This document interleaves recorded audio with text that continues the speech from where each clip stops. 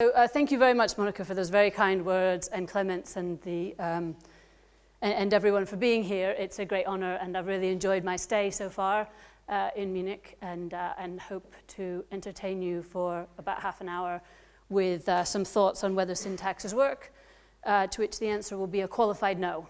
So if you want to stop paying attention now, that's fine. So it's tradition in these lectures to kind of link your work to the person who the prize is named after. I unfortunately never personally knew Richard Musgrave, but I'd like to think very much that the work I'm going to talk about today is in the spirit of his passion and interest. So I'll let you decide that for yourself, but I very much hope he would like it. So the other thing to say is that what I'm going to talk about is really a body of work. I'm going to kind of show you about 15 papers in a single slide each. Without the details, as an advert. Most of the papers are on my website or will be soon. This is all work that's been very generously funded by the ERC under an advanced grant. So their logo's up there. Okay, so what is it I'm interested in? So corrective taxes have long been used to address, to try and redress overconsumption of goods where there's thought to be large externalities. So, leading examples are in alcohol, tobacco, fuel, gambling, etc. But more recently, in both the public policy debate, in particularly the US and the UK, but in many other countries, as I'll show you in a minute, they've been advocated to be used to address what I'm going to call internalities. I kind of hated that word when I first read it, but actually I think it's quite convenient, and I'll what internalities basically means, and what I mean when I say syntaxes, are taxes which have the objective of reducing consumption, overconsumption of something that harms the consumer themselves in the future, as opposed to an externality. Okay. So these have been advocated in the theoretical literature by many authors who I put up there, and have been very influential in both the US and the UK, particularly with the growing influence of non-economists in the policy debate around behavioral economics, and particularly psychologists. So I want to kind of think through some of the things. I'm an empirical economist and econometrician, so I want to kind of try and take some of these ideas to data and to try and look at what do we know and what can we learn from the set of theory and econometric tools and the sort of data we have about how to design syntaxes. I'm not really interested in the question, do they work or not? I'm interested in the question of the current design and the way they're being implemented, how effective are they, and how could we make them be more effective? What I'm going to try and argue is that, at least with respect to soda taxes, they're not designed particularly well, and we could do a better job. And we as economists have a very rich set of tools to help do that. Okay. So I'm going to take as my leading example soda taxes. Soda taxes have been introduced in a number of countries recently, including the US and the UK. And I'm going to focus entirely on internalities. It's typical in presenting papers that advocate or discuss nutrient taxes to start by justifying them on the grounds of externalities through healthcare costs, etc. To my mind, the most compelling reasons, and I'll show you some slides in a minute to try and back this up, the most compelling reason for these types of interventions that redress internalities is the arguments about internalities, and particularly internalities with respect to children. So I'm going to focus on soda taxes. I'm going to focus on the internality rationale. That's not to say that there aren't externalities too, but that's just my main interest. Okay, so there's a very sharp divide in the public policy debate, and as Monica intimated, my interest, and as research director of IFS, I spend a lot of time talking to policymakers and on the ground, trying to understand what their concerns are and try and think through the real world aspects of implementing taxes that we think are relevant in theory. And in the debate around soda taxes and other types of nutrient taxes, there's a really sharp divide between the kind of libertarian view that this is something that harms you in the future, so the government should just leave you alone. And if you want to, if I want to pig out on sugar and get fat and die young, that's my business, and the government has nothing to say about it. And if I want my children to do the same, then that's my business. They're my children. The government should stay out of it. I'm be exaggerating here a little bit. There's also another line of arguments that sin taxes may be a bit ineffective and have a high redistributive effect and a high burden on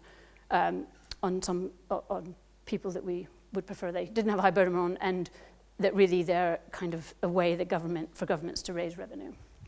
So in contrast to that, there's the kind of more paternalistic view, which is that, people, which in the economics and the behavioral economics literature, and I'm thinking particularly of like O'Donoghue and Rabin's work, that, people make mistakes. People make optimization errors. They don't have full information. They have cognitive constraints. They're tempted perhaps by activities that firms engage in, like advertising, that lead people to make mistakes, and that we could think through that in an optimal tax way, much as we treat externalities, and we could devise policies that could help people make better decisions, and that would be welfare enhancing. And I want to distinguish that paternalistic view from the one which is much more predominant in the US and the UK policy debates, which is really the public health literature's paternalistic view, which is really not so much about thinking of consumers as making optimization errors, but just from a public health point of view, we want to minimize health risks, regardless of whether those are mistakes by consumers or not. Even if you say that you want to, eat sugar and get fat, and you've made that decision consciously, the public health view says you're wrong. You don't have the right preferences, and I want to change that behavior regardless of whether those are your true preferences. So I'm trying to think about this from a sort of optimal public economics point of view, to trying to distinguish, to tease those out, and the extent to which we want to think about these policies as addressing failures in the market.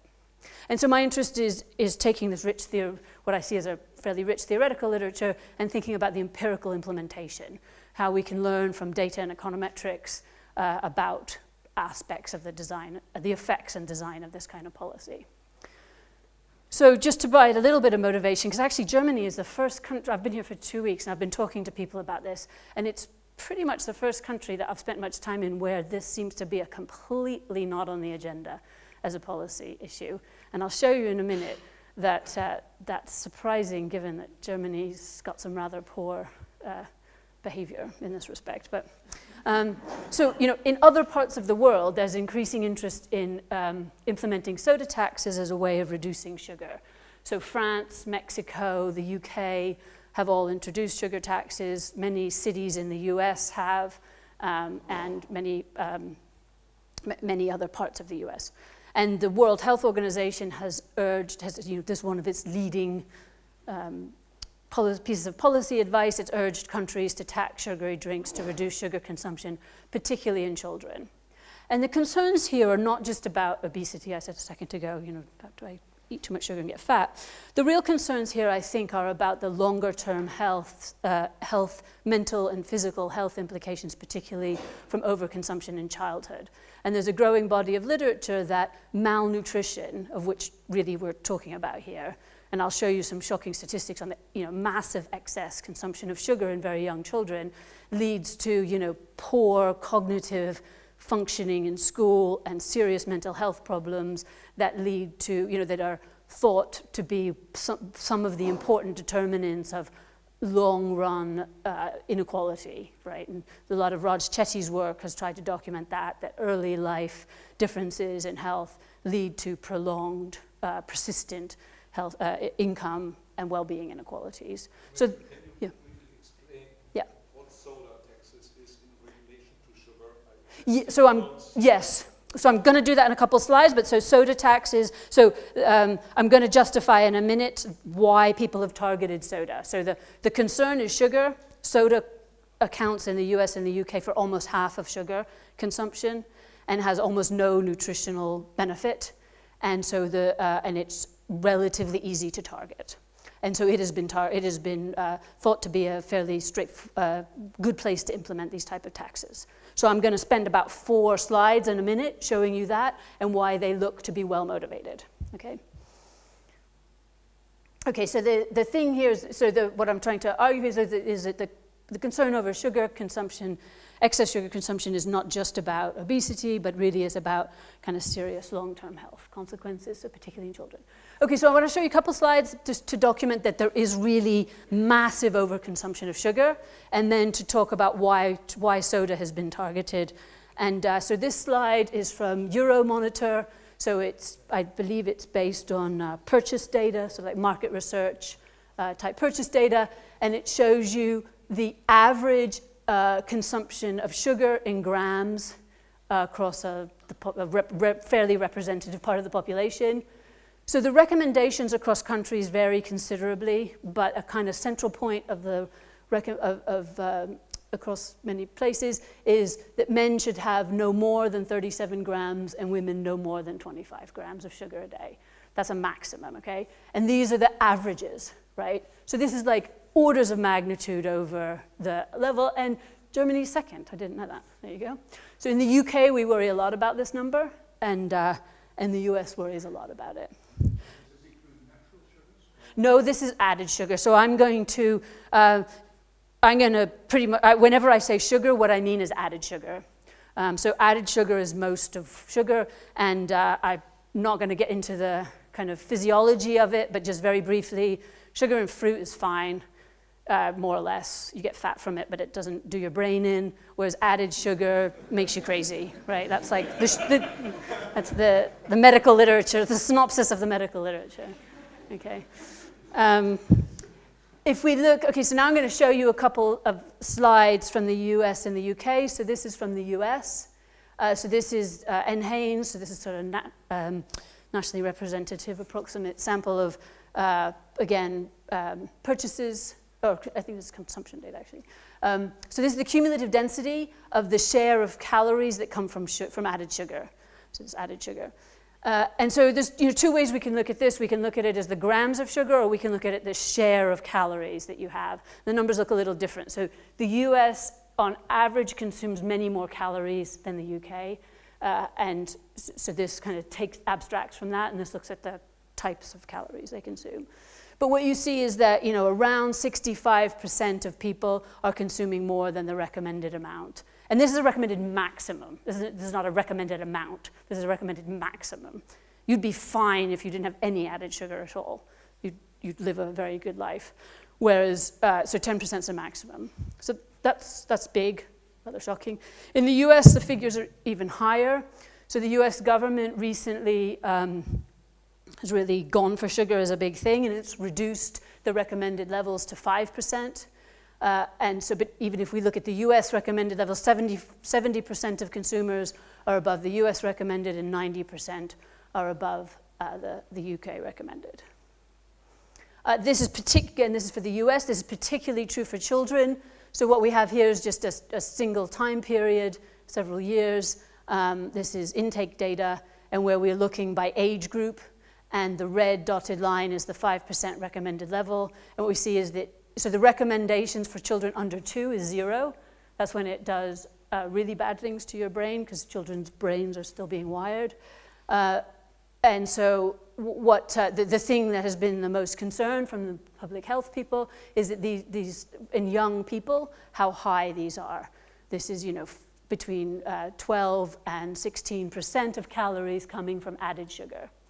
So this is not just overconsumption, this is shocking overconsumption that, evidence suggests has really big impacts on later life outcomes. Okay, so why soda? So this is, I'm going to show you two pictures now, one from the US, one from the UK, using the same data, that plots the share of calories from added sugar. So broadly, we think of, people that have no calories from added sugar are, reasonably healthy and we're not going to be too worried about the internalities. People who have, this is 30% of calories coming from added sugar. So this is really people who have serious issues, and really are the people who, whatever we think about the internalities, are probably going to be pretty high here. And this is the share of calories that come from soda. So what we see, and one of the sort of compelling reasons that soda taxes have been implemented is that a large share of the calories from sugar, especially for the high consumers or the problem group, come from soda, okay? And we see that particularly in the US, where like up to 40% of calories for very high consumers comes from soda. And that's even more true for young people. And we see similar in the US, in the UK, the numbers are a little bit smaller, but we still see this upward sloping line, okay? And so those facts taken together, the massive overconsumption and the fact that soda is a really high part of the sugar consumption have really been pretty compelling evidence and have led to the introduction of these soda taxes. So it's also the case, though, that overconsumption is higher in poorer households. So this is from the US. This is the percentage of calories from sugar from drinks. So now I'm adding soda and like other fruit juices that have added sugars. And these are poorer households. PIR is the poverty income line of some form in the US.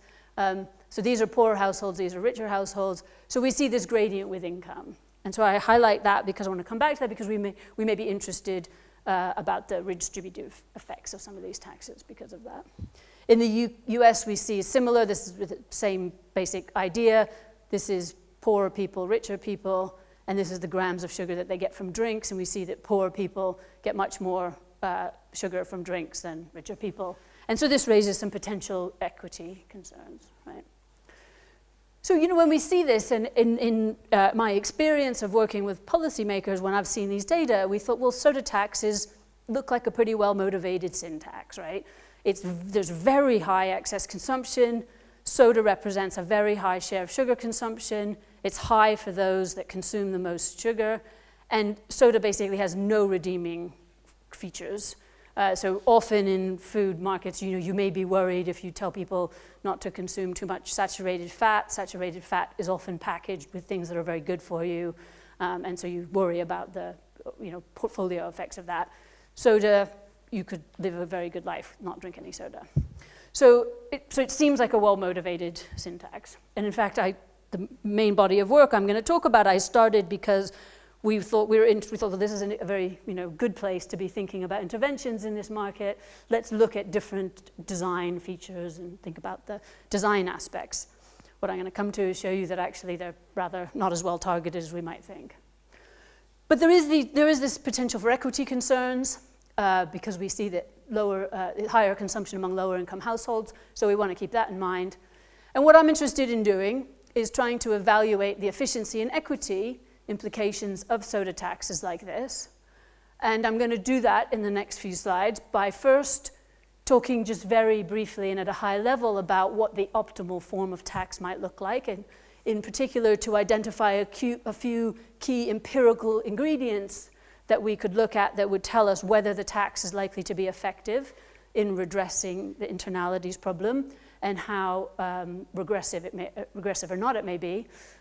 And I'll do that by describing a number of papers I'm working on, but I kind of want to emphasize that I see this as really just the start of what I think will hopefully be a very rich, you know, sort of empirical literature in this area.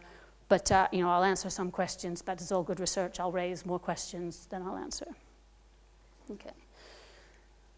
So first of all, as with externalities, with internalities, the optimal corrective tax should change the price by the amount that that consumption raises unaccounted for costs.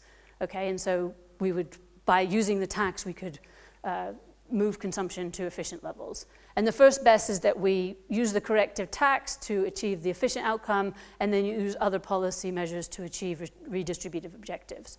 So I just first want to write that down, and then I will talk about the equity concerns. So I'm not going to write this down in any formal sense. I just want to highlight a couple things. So first of all, I'm, you know, in most of the, so mostly what we're concerned about in sugar markets, but in nutritional markets more generally, is junk food markets. Most junk food markets are typified by differentiated products with a small number of firms selling a large number of products. And so the way we typically think about, and I sort of got into this literature a lot through the industrial organization literature, and so we're typically thinking about discrete choice demand type models in characteristic space. So that's all I'm going to say about that, but just to give you the flavor of what we're thinking about.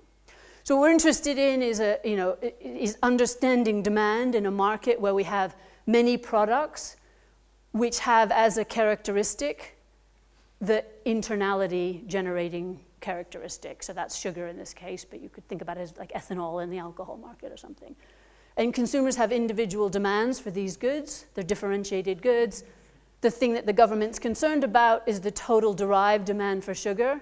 So we're going to think about this internality function that could be individual specific, that's going to be probably some increasing and possibly nonlinear function in the total amount of sugar. But if we want to understand the responsiveness of consumers, when we write down the optimal problem, it's going to be a function of all these individual level demands. And that's sort of one of the objects I want to learn about. So the government's going to be concerned with this aggregate internality function, and consumers are going to be taking decisions based on some model we're going to have of the individual demands, the QIs, Js.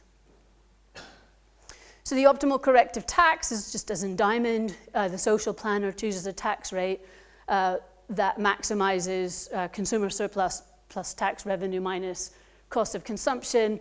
And we can write this in many different ways, but one very intuitive way we can write it is that the optimal tax is going to be a function of the average marginal internality. And what I'm interested in is the covariance of the marginal internality and the slope of demand. And what I'm going to tell you in a minute is about work that we've been trying to do that's been trying to understand this object and get empirical estimates of this object in markets like the market for soft drinks or other junk food markets, because that's going to tell us about how well targeted the tax is. The higher this covariance, the better targeted the tax is at consumers that we want to target it at. The lower this covariance, or it could even be negative, the worse targeted the tax is going to be. So this basically says that, internalities we can think of basically just as externalities. Corrective taxes are going to be more effective when that covariance between the marginal internality and the slope of demand is more positive. So by putting taxes on, consumers respond a lot, and the consumers that respond a lot are those that have the biggest problem. Okay. But there may be some problems around, first of all, lower income people consume more sugar and are generally more price sensitive, we think. So this could lead us to thinking that soda taxes could be effective. However, the rationale for thinking about internalities largely comes from some kind of behavioral models where we may think that people either have some kind of habits or addiction or a lack of cognition or a lack of self-control. And if that's correlated with income, then that may mean that this correlation is in fact not positive and in fact negative. And in fact, that's what I'm going to show you is at least true in some markets. So as I pointed out before, we may also be interested in equity. We may be concerned about equity and the redistributive aspects of these taxes. So ideally, we would have another instrument that allowed us to do that. But even if that's what we want to do, we'd like to know how regressive the taxes are so we know how to redistribute. So as I said, we think that high internality individuals tend to be lower income if we think that the place that the internality is coming from is these kind of behavioral biases. There's some literature showing that poverty is at least associated with a lack of self-control and perhaps poor decision-making and perhaps even causally related. There's some debate in the literature, but we certainly see a correlation there. So while on the one hand, tax may serve as a self-control function, has been argued by some people like Gruber and Kozecki, that's only going to be true if those consumers are more price sensitive, and if we add in these behavioral constraints, it may be that they're not more price sensitive. And so that's an empirical question that we really don't know much about and has typically been assumed in most of the literature. So if we add in these equity concerns, and again, just writing this very loosely, we get an additional term, so we get the corrective tax that we had before, plus an additional term that is a function of the covariance between the marginal utility of income and the amount of tax someone paid and the slope of demand. And the importance of these is going to tell us something about how redistributive the policy is. And so again, I write this down because this is something that I might be able to get a handle on empirically in estimates in the data. Okay. So to summarize all of that, it's in the papers that we've written this down more formally, but what I want to take away from this is that we can understand from estimating behavior in data things to do with how the size of the elasticity of demand and these covariances between the marginal internality and the slope of demand and the marginal utility of income and the amount of tax people pay. And recovering those objects empirically in markets of relevance is going to tell us something about how effective the taxes are and how redistributive they are. Okay, so basically what I want to do now is show you, at very high level, a series of papers that we're working on that are trying to put together different components that help us answer, that tell us something about those objects of interest. So I'm going to kind of do that in 3 parts. The first part is, which I think are 3 kind of pieces of the puzzle that we need to really talk about whether syntaxes work. So the first is, how important are these internalities and how are they distributed? So to what extent are people making optimal decisions and they just have different preferences, or to what extent are these truly internalities?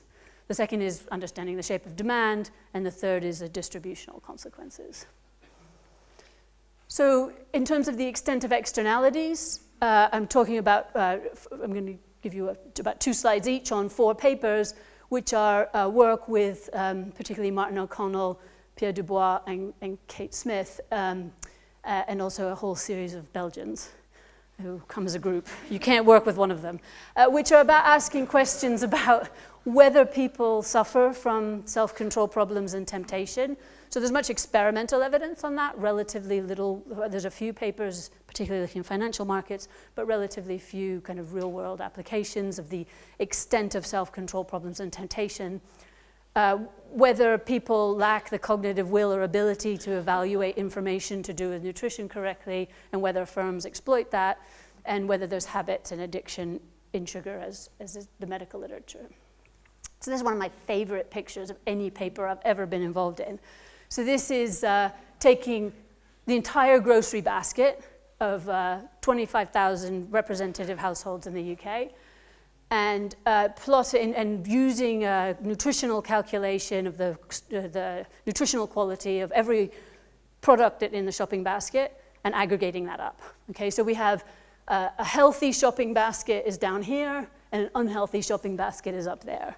So this number for each individual product, so I'm talking about like barcodes here, so it's very, very detailed, very granular data. So the scale goes from -15 to +40. But we're aggregating over the entire shopping basket of a household in every week, okay? And what we see here is this sharp, and this is true for, almost all households. In January, your shopping basket gets very good, and it deteriorates over the year. And then it gets good again, and then it deteriorates, and then it gets good again, and then it deteriorates, okay? And, there's heterogeneity across individuals, but this is a very persistent series. And so what does that have to do with self-control? Well, it correlates very highly with Google search intensity for healthy foods. And also for other things like resolutions, right? And New Year's resolutions.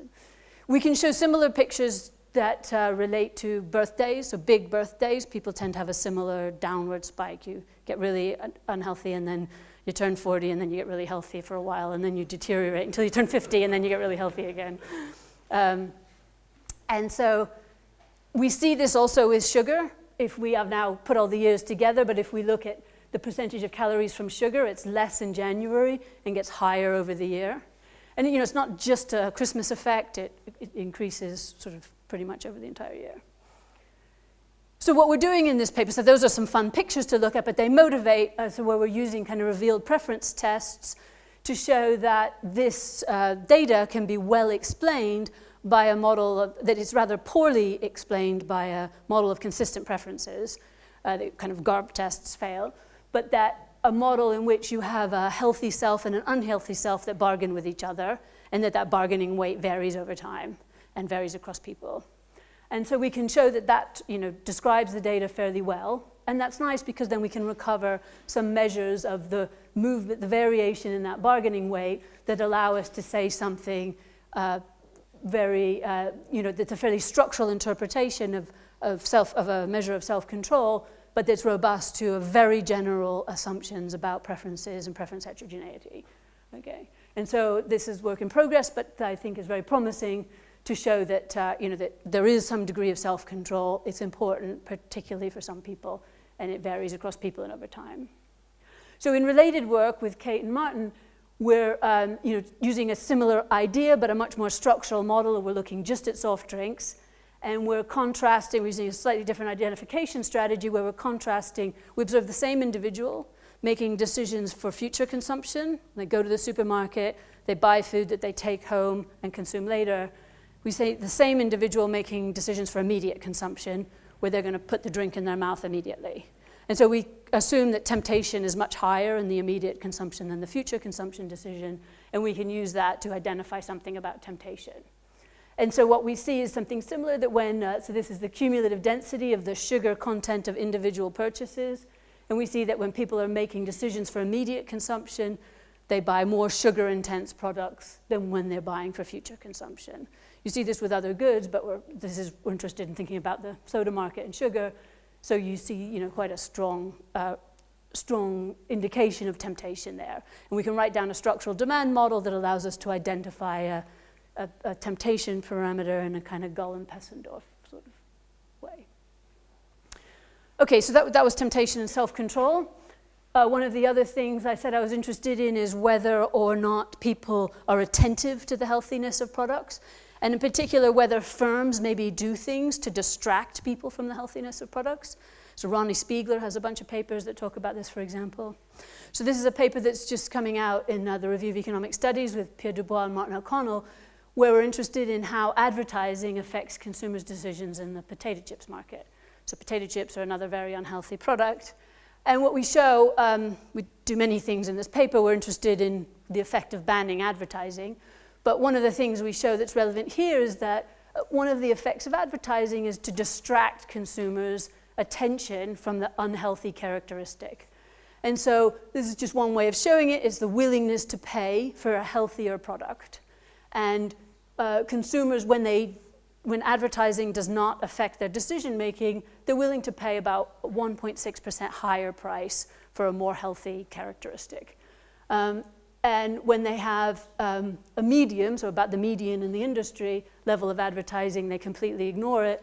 And when they have a high level of advertising, it has a negative effect, right? And so that's, and there's other papers that suggest that one of the things that advertising does, and purposefully, is distract consumers from paying attention to characteristics that they get disutility from. Finally, so we're interested in the extent to which sugar is habit-forming or perhaps addictive. Here we use data from the US. Again, we have information on the entire shopping basket, and we observe people that migrate between regions. And so we look at people who move from high obesity regions in the US, which tends to be like the Southeast, the Rust Belt, the obesity belt it's called, which are high obesity and very high sugar consumption, to lower obesity, lower sugar consumption regions.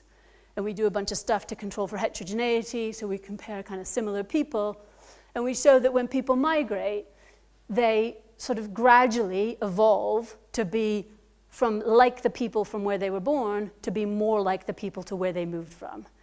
So Bronnenberg and Jenskow have a paper that does this with brand preferences, and we show that's true with sugar too. So here I'm just showing you the mean of migrants. On average, they consume less than the place they came from, but more than the place they go to. And we can estimate a demand model that allows us to control for a bunch of stuff and trace out those preferences and show that when you first move, you're like where you came from, and then gradually over time, but it takes several years, and you never fully converge to be like the people where you went to, unless you moved when you were very young. Okay. So that provides some evidence of kind of habit formation and addiction in sugar. So, there's a growing body of evidence, and we're trying to add to that, that at least some consumers make inconsistent decisions over time with regard to junk food, suffer from some forms of temptation and self-control, or distracted by advertising, have habits related to sugar. And this is a start. There's much more that we need to know, but this is a starting place. Okay, so I'm aware of time here, so I'm going to start talking a little bit. So the other thing that we're interested in is the shape of demand, and how the shape of demand is related in particular to the marginal internality and these allowing for these behavioral considerations and potentially supply-side responses. Okay, so this is a paper with Pierre and Martin where we really look at soda taxes explicitly, and in it we do a lot of fun and fancy econometrics with very cool data, which I won't tell you any more about than that, except to say that two things. We're looking at immediate consumption, where we think internalities may be highest, and where we think there's less work than on consumption at home. And we have longitudinal data, so we observe the same consumers over time, which allows us to estimate really very heterogeneous preferences. And so in a lot of this, one of the things we're really concerned with is how we can identify these internalities from preference heterogeneity, because that's intrinsically quite difficult. And so that's one reason I keep emphasizing the type of data we have and what allows us to identify that. Okay, so what we do in this, most importantly in this, is that we identify the shape of demand, and we can relate that to something that we think is a proxy for the marginal internality. So just an important caveat, we don't actually measure the internality directly, and I'll come back to say that in the end, that I think that's, I've just shown you some papers that try to measure the extent of the internality, but we haven't yet brought these two pieces together. So now I'm measuring demand, and I don't have those two pieces hooked up. But I am going to say, I'm going to correlate it with total sugar consumption in your grocery basket, assuming that for those people that really consume, like 30% of sugar in their consumption basket, they have some kind of internality, right? So in a more full picture, we'd like to put these two pieces of work together, but we haven't done that yet. So I can skip that, so I can show you the key picture, which is to show you that we estimate demand, and we get a ton of preference parameters that we can use to understand the shape of demand. So remember when I wrote down the optimal tax problem, a key factor that entered that and that told us how effective the tax would be was the correlation between the marginal internality and the slope of demand. And with the more demand responsive were people with high internalities, the more effective the tax would be. So this is basically the slope of demand. This is, in a differentiated good market, when I can buy drinks of many different forms. This is the overall price elasticity to all of the products that are sugary soda, okay? And this is the total amount of calories from added sugar in the diet, in the entire grocery basket, not just soda. So I'm going to, assume that these guys who have low added sugar have a lower internality, and these guys that have high added sugar have a higher internality. That's approximate, and I said I want to marry those up, but just as an approximation. And this is the elasticity of demand. So what it is showing is that the guys who we care about a lot are less price sensitive. This is a negative number, it's an elasticity. So this goes the wrong way. So this tells us that the tax isn't going to be very effective. And what's driving this is that these guys, the poor people here are very price sensitive, but they also really love sugar. And they like soda a lot too. And those things outweigh the dislike of price, right? So we can use this demand model to simulate the effect of a tax. And we do that, we simulate a tax that's like the UK tax. And so what we show is that the tax overall has a big, if you look at the mean, it's fairly successful at changing sugar consumption. It leads to something like a 5 to 6% reduction in sugar from drinks, which is fairly sizable for a not that big tax. And that the welfare effects are not that large, that if you think about the compensating variation and you assume that revenues are redistributed lump sum, the costs per 100 gram of sugar consumption are reasonably low. And so you look at these and you think this is a fairly effective tax. And actually we had done some of this work and talked to the government about it and said, this is, of all the things you could do, this is not the worst thing you could do. However, if you look at, is it targeting the people that we want to be targeting it, the people that have the higher internalities, we don't see that. So this looks at the change in sugar, both in levels and percentage terms, where we have, it's a negative number, so this is a big change and this is a small change. And these are guys with low internalities and these are guys with high internalities. And what you see is that in levels, it's, the change is pretty much the same across the internality distribution. And in percentage terms, it's actually lower for these guys because they're higher consumers, right? So it's not targeting the high internality guys well. And that's because of the shape of demand that I just showed you. So we also want to know about the distributional consequences. So we can plot the same kind of thing, the change in sugar in both levels and percentages with income. And again, this is a bigger change and a lower change. And we look at the poorer people and the richer people. and we see that the change is bigger for the poorer people in levels and even in percentage terms. And so if we put all that together, what we find is that the overall effect of the tax is very regressive. That when we think about compensating variation and we've redistributed all the revenue proceeds lump sum, we find that there's a positive cost to poorer people, and actually richer people are being made better off because the lump sum transfer is bigger than the tax that they've paid. Okay? So of course we could design a redistributive mechanism to flatten this out, but unless we do that, overall the effect of the tax is regressive.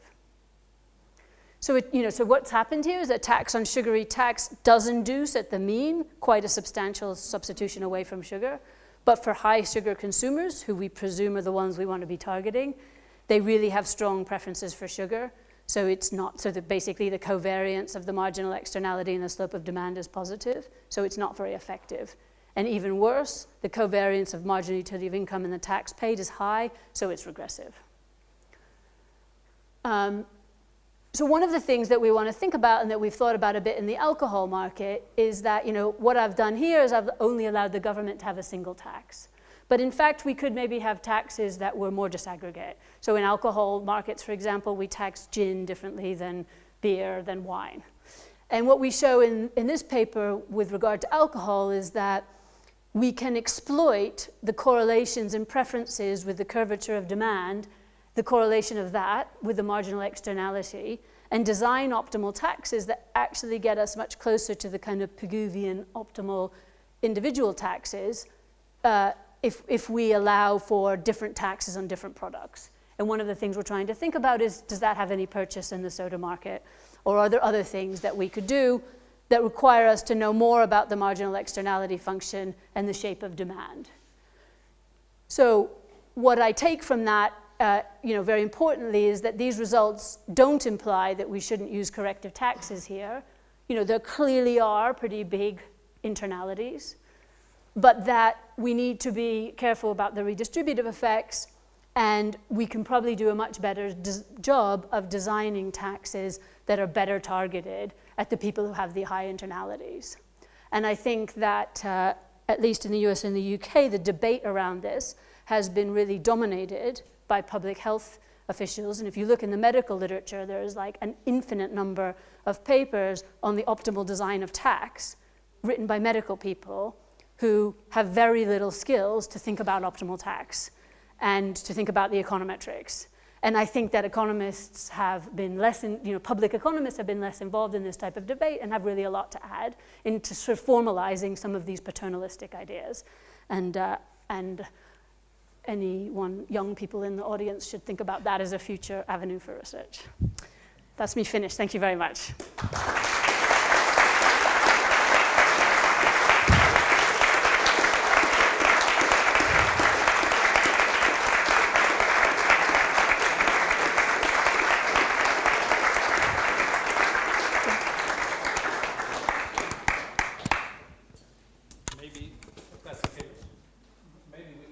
Have 2 minutes for questions if there are any. In fact, I've got one, and maybe I need to. This is fascinating, really. But you would think, why not use regulation? I mean, if why not just regulate the soda, and would that not be a lot more effective? We do regulate it, actually, and so there are certainly, so another thing I could have put here, but I decided not to talk about, was complementary regulation. And so there is certainly regulation in advertising, for example, and there's now regulation. So the governments in the UK and the US at least have been very reticent to regulate the content of sugar. They've encouraged firms to voluntarily reformulate. But there are clearly another line of thinking is on complementary policies that would go hand in hand with taxes. Absolutely. Okay. And Sven. Yeah, thank you for this new world of thinking. For us old guys, it's very interesting, and we have to learn, I at least. But I still don't understand why if you're concerned with sugar, you don't tax sugar rather than something else, and why you're interested in demand elasticities and all that stuff, why not the same tax rate on all kinds of sugar? So think of the following. Think of classical economics with externalities. There are people who, through their actions, create CO2 output, and there is a negative externality on someone else. So then we would all say one price for CO2 in order not to distort the choices between abatement activities and be neutral. But here it's the same, you know. You protect my future personality against my today's personality. We're like two people. You know? I pollute my future existence through my sugar consumption. Why is it not optimal then to impose the same price on all channels through which I could pollute my future existence? Yes. No, I agree. So I agree that that would be a more optimal tax. It's not one that any government has currently been willing to entertain. So in the paper I mentioned on alcohol, we take that as a starting point. And when I talked about kind of optimal Pigouvian taxes, that's sort of what I'm referring to. So I agree with you that in a fuller paper that would be a starting point. That is not a tax that governments have currently been willing to entertain. So I've been focusing here on taxes that are actually being implemented at the moment. In terms of why we're interested in demand, even if we tax sugar, these are differentiated product markets. So sugar comes packaged with other characteristics. And when you tax, even if you tax sugar, though even alcohol taxes are not on alcohol, they tend to be a function of it. It changes the relative price of different products differentially.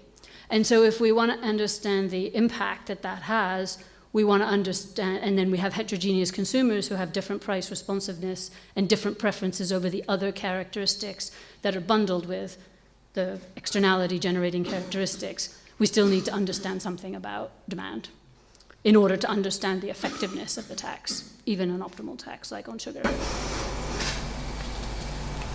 So this differentiation comes from governments who do not know what they do, who just follow their dictatorial preferences. They want to impose their will on the people, and therefore we...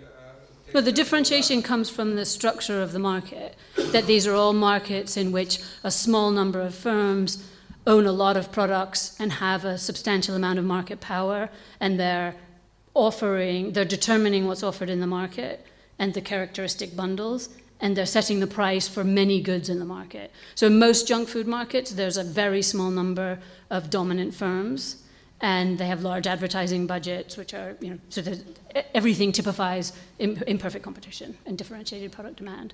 So even if we have the optimal tax on the externality generating characteristic, we need to think about the demand responsiveness. Okay, I think this debate will continue later today. Maybe just one comment about Germany. I mean, this reminds me of a proposal made recently by the Green Party.